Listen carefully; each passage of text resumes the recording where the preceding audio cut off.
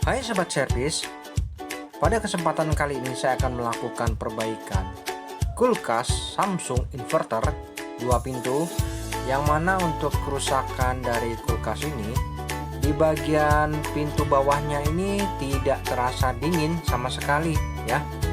Saya rasakan tidak ada terasa dingin sama sekali ya teman-teman. Dan untuk model dari kulkas ini, di sini ada tabel dengan model RT20FAR WDSA. Nah, di sini sudah lengkap berapa kapasitas arus dan wattnya. Baik, jadi keluhannya di bagian ruang refrigerator ini tidak dingin, padahal pengaturan suhunya di sini sudah benar, normal ya. Nah, saya coba rasakan di sini tidak ada hawa dingin sedikit pun. Namun sebaliknya, untuk di ruang freezer di sini nampak normal ya. Tidak ada keluhan. Proses pembekuannya juga masih sempurna. Nah, di sini saya rasakan betul-betul dingin memang di sini. Nah, di sini proses pembekuannya juga masih normal. Nah, nih di sini ada es lilin juga nampak keras. Oke. Jadi untuk kerusakan seperti ini hal umum terjadi pada kulkas inverter. Baik, kita akan coba teliti lagi di bagian belakang. Kita lihat, kita amati. Nah, sebaiknya kita amati terlebih dahulu di bagian penampungan air. Nah, di sini ada kejanggalan. Tidak ada sedikit pun air yang mengenang pada penampungan ini. Nah, ini sudah merupakan pertanda memang ada yang tidak wajar. Lalu kita coba raba di pipa tekannya, di sini terasa hangat. Dan filternya ini juga normal. Untuk kompresor sepertinya normal bekerja dan menggunakan kompresor MSP 488A. Ini kategorinya adalah 1/4 PK. Baik, kita sudah mendapatkan data-data yang kita butuhkan. Untuk kulkas inverter ini biasa di bagian belakang ini terdapat rangkaian pengendali modul dan rangkaian inverter. Alangkah baiknya kita lakukan pemeriksaan di bagian sini. Untuk cara pemeriksaannya bisa kita lihat.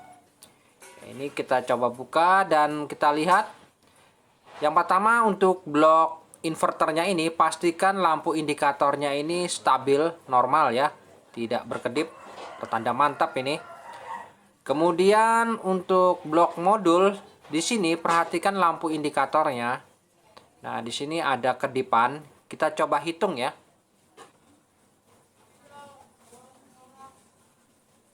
Baik, ternyata ada 5 kali kedip pada bagian blok modul.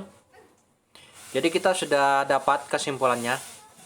Untuk itu alangkah baiknya kita matikan saja, kita cabut sumbernya. Oke, setelah itu kita coba beralih lagi ke bagian depan. Nah, untuk kerusakan seperti itu kita harus cek di bagian freezernya ini, yang mana kita keluarkan terlebih dahulu ya bahan-bahan yang ada di freezer ini.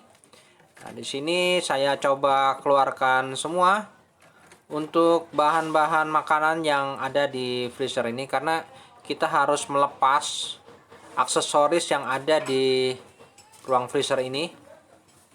Nah, di sini ada rak-rak yang harus kita lepas.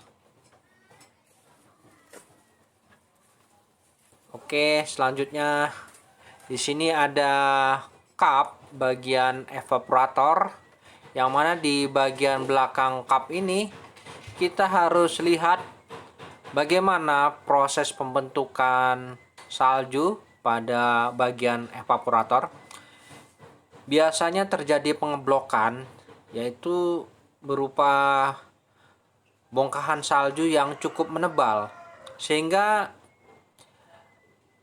sangat mengganggu proses pendinginan pada sistem karena terjadinya penggumpalan es pada evaporator. Oke, mungkin kita akan coba lihat sama-sama bagaimana salju yang ada di evaporator. Nah, di sini kita coba buka dulu cupnya secara perlahan-lahan. Oke, kita akan coba lihat. Nah, oke, di sini sudah nampak ya bahwa memang betul terjadi pengeblokan salju yang cukup berlebihan pada evaporator. Mungkin kita coba lihat lebih dekat untuk lebih jelasnya. Nah, di sini tidak boleh terjadi seperti ini, penggumpalan es yang berlebihan. Karena dengan terjadinya penggumpalan es yang cukup berlebihan ini akan menghambat sirkulasi udara yang akan menutupi celah ventilasi udara di sini. Nah, ini tertutup ya, teman-teman. Jadi sirkulasi udara yang menuju ke ruang refrigerator tertutup, sehingga ruang refrigerator menjadi tidak dingin. Baik, saya akan coba cairkan bongkahan salju ini dengan menggunakan air panas atau air hangat.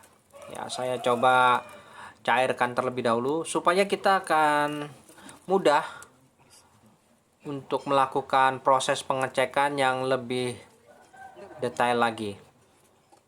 Nah, ini kita coba cairkan saja dengan menggunakan air hangat atau air panas. Tidak perlu khawatir, tidak mengalami masalah apabila kita siram air panas atau air hangat ya. Baik, setelah itu kita bisa cek di bagian komponen di sini. Di sini ada komponen yang memiliki kabel warna kuning. Nah, ini komponen yang sering sekali mengalami kerusakan. Ini adalah termistor. Nah, ini sifatnya otomatis. Jadi untuk pengecekan pada ruang freezer ini, kita harus perhatikan betul komponen apa saja yang ada pada ruang freezer ini. Nah, di sini ada kabel warna coklat, kabel warna merah, dan kabel warna kuning, yang mana memiliki fungsi masing-masing. Untuk kabel coklat adalah kabel heater, sedangkan kabel merah adalah kabel fuse. Sedangkan kabel kuning ini adalah kabel termistor. Nah, ini ya. Ini kabel yang menuju ke termistor. Baik, saya lepas dulu ya kabel warna coklat dan soket yang ini. Kita lepas saja. Kita akan coba lakukan pengukuran pada masing-masing komponen. Untuk melakukan pengukuran ini kita bisa menggunakan multitester. Ya, kita coba siapkan multitester. Nah, ini kita bisa gunakan skala ohm ya kali 1 untuk mengukur fuse derajat ya. Yang mana fuse derajat ini kabelnya warna merah.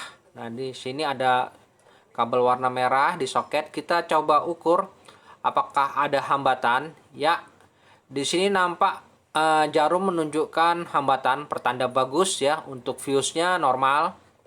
Kemudian kita coba ukur untuk kabel heater yang warna coklat. Nah, di sini ada soket. Coba kita ukur apakah ada hambatan.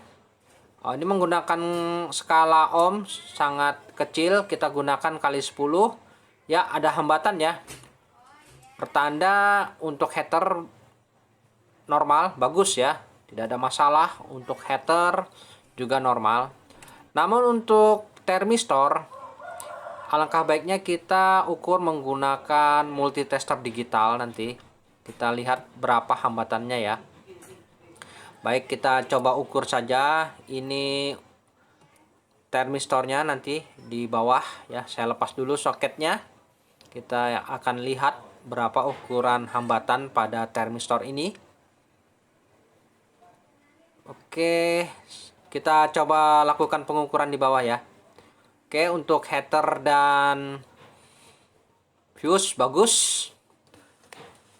Baik teman-teman, kita coba lakukan pengukuran untuk termistor ini menggunakan multitester digital yang lebih akurat ya penunjukannya. Di sini kita coba gunakan skala kilo ohm untuk melakukan pengukuran. Biasa memang untuk termistor ini nilainya berapa kilo. Ini termistor yang ori, yang aslinya kita coba ukur ya, berapa hambatannya nilainya. Oke, kita lihat. Oke, di sini 4,1 atau 4,2 ya, paling enggak 4,19 ya. Nah, ini mendekati 4,2 ya. Baik, kita coba ulang lagi ya untuk pengukurannya. Sini termistornya kita ukur berapa nilainya ya, 4,2 kilo ya, 4 kilo 2 ohm. Nah, ini nilainya seperti ini, memang berubah-berubah, namun kita memiliki patokan kurang lebih 4 kilo 2 ohm. Nah, ini saya memiliki termistor pengganti yang rencananya ingin saya ganti. Kita coba ukur ya nilai hambatannya berapa.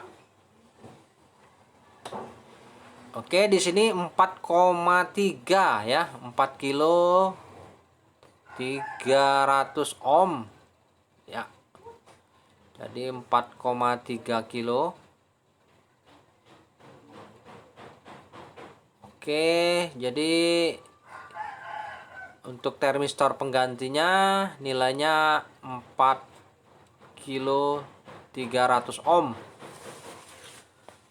Nah, ini untuk termistornya saya coba ganti saja. Memang biasa sih sering masalahnya di termistor ini ya. Moga saja dengan penggantian termistor ini kulkas kembali normal dan kedipnya bisa hilang. Oke teman-teman, ini adalah termistor pengganti ya. Jadi kita coba pasangkan saja. Untuk mengatasi kulkas ini, kita bisa coba ganti termistornya ini dengan yang baru.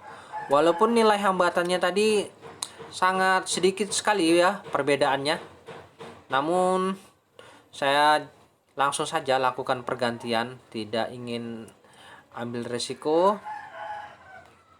Ini saya coba pasang kembali soketnya sesuai pada pemasangan aslinya di sini. Jadi kita akan tahu nanti apakah normal atau tidak. Cukup kita lihat dari kedipnya ya, apakah masih terjadi protek pada blok modul nantinya, yaitu 5 kali kedip ya yang awalnya tadi, dan akan terjadi pengeblokan kembali apabila masih terjadi error. Namun apabila tidak ada kedip pada blok modul, pertanda sudah normal. Baik, untuk soket-soketnya saya pasang saja kembali, jangan sampai ada yang terlupakan, dan kita bisa rapikan kembali.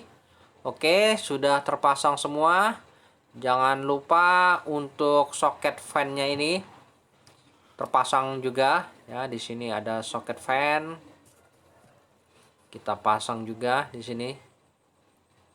Dan tadi untuk fan-nya ini normal, tidak ada masalah karena pada awalnya tadi sempat mengepul udara dinginnya ya yang keluar. Jadi untuk fan, heater dan fuse derajatnya ini normal. Jadi saya berkesimpulan masalahnya adalah di termistor ya, mungkin ada perbedaan hambatan, nilai hambatan. Jadi kulkas ini menjadi error. Baik, saya akan coba lakukan penutupan saja. Untuk cup-cupnya ini saya lakukan penutupan langsung, dan pengaturan suhu mungkin bisa kita letakkan di minimal saja ya, supaya terasa nanti dinginnya. Oke, jangan lupa kita kembalikan seluruh aksesoris yang ada. Kita kembalikan semua sesuai aslinya, dan kita akan coba lihat nanti hasilnya dalam beberapa hari. Karena untuk mengetahui hasilnya secara pasti dibutuhkan waktu kurang lebih 2-3 hari kemudian. Oke, semua aksesoris sudah terpasang, dan selanjutnya kita coba lakukan tes saja ya. Di sini kita coba berikan sumber ya. Saya coba hidupkan dulu.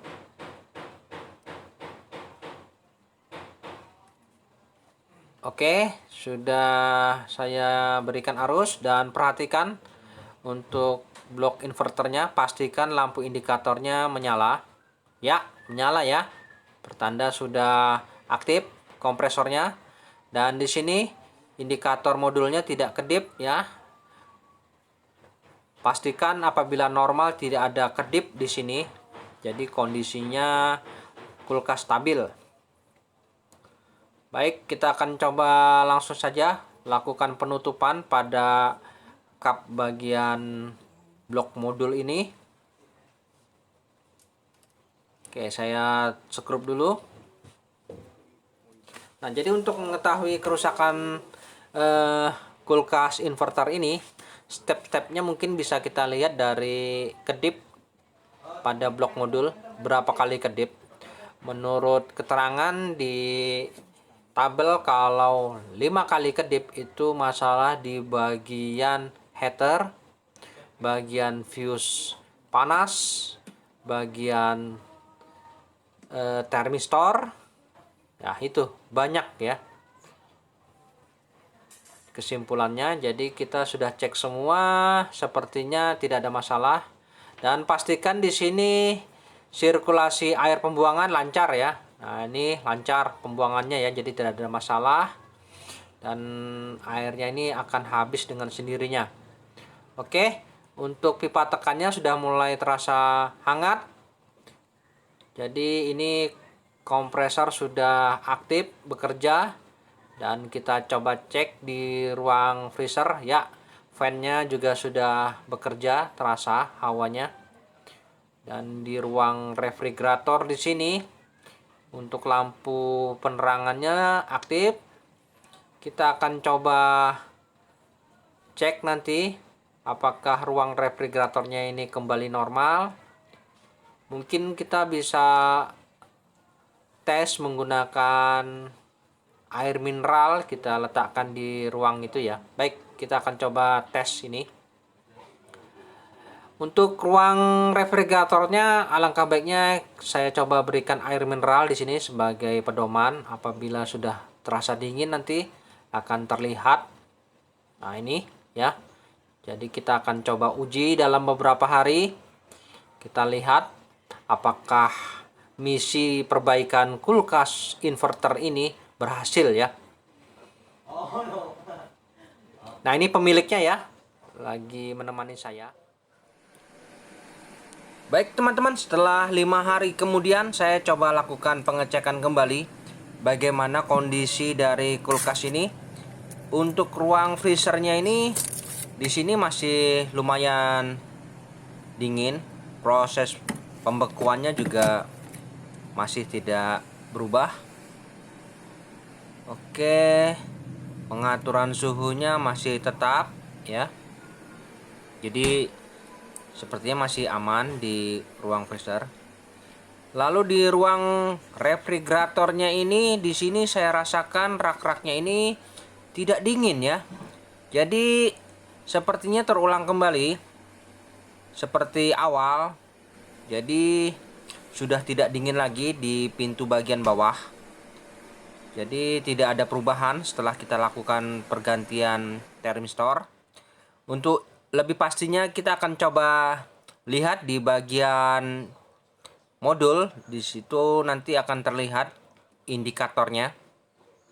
Apakah masih tetap berkedip menandakan ada kelainan atau protek ya. Oke, saya coba buka terlebih dahulu dan kita akan coba lihat sama-sama. Untuk di indikator inverternya masih normal ya, stabil. Kemudian untuk di indikator di modulnya ini di sini masih kedap-kedip. Dan kita hitung jumlah kedipnya sebanyak 5 kali kedip ya. Baik, sepertinya saya akan melakukan rencana kedua, yaitu saya akan melakukan modifikasi ya. Ikuti terus proses perbaikan ini teman-teman. Dan kita akan ketemu lagi pada video saya selanjutnya ya.